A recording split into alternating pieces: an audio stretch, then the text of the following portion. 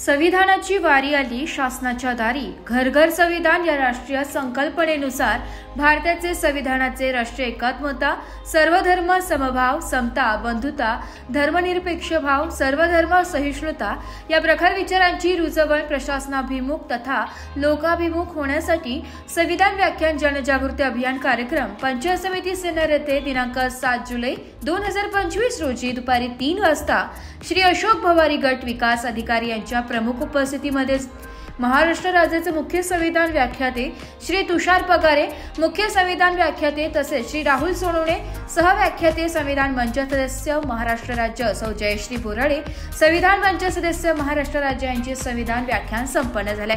व्याख्यानाची सुरुवात घटनेचे शिल्पकार डॉक्टर बाबासाहेब आंबेडकर यांच्या प्रतिमेस पुष्पहार घालून तसेच संविधान उद्देशिकेच्या वाचनाने झाली। संविधान उद्देशिकेचे वाचन सौ बोराडे मॅडम यांनी केले। कार्यक्रमाचे प्रास्ताविक श्री राहुल सोनवणे सर यांनी केले। देशहित आणि स्वहित यामध्ये जेव्हा संघर्ष होत असतो तेव्हा देशहिताला प्राधान्य देणे आपले प्रथम तथा अंतिम कर्तव्य असते, नाहीतर राष्ट्राचा बळी देण्यासाठी आपणही गुन्हेगार ठरतो, असे विचार त्यांनी मांडले।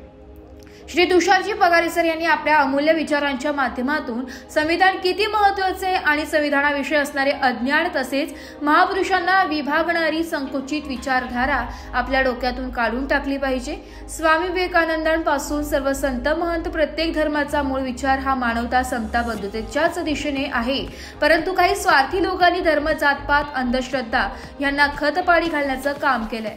परंतु संविधान एकमेव आहे जे तुमच्या सर्व धर्मांचे अधिकार आणि हक्काचे न्यायाचे संरक्षण करते। म्हणूनच संविधान जगण्याचा आत्मा आहे हे प्रत्येकाने समजून घेऊन आपले कर्तव्य पार पाडले पाहिजे, असे प्रखर विचार आपल्या व्याख्यानातून मांडले। सदर कार्यक्रमात पंचायती समिती सिन्नर सर्व विभाग प्रमुख, कर्मचारी आदी उपस्थित होते। कार्यक्रमाची सांगता राष्ट्रगीताने करण्यात आली। ब्युरो रिपोर्ट, नाशिक लोकशाही न्यूज, नाशिक।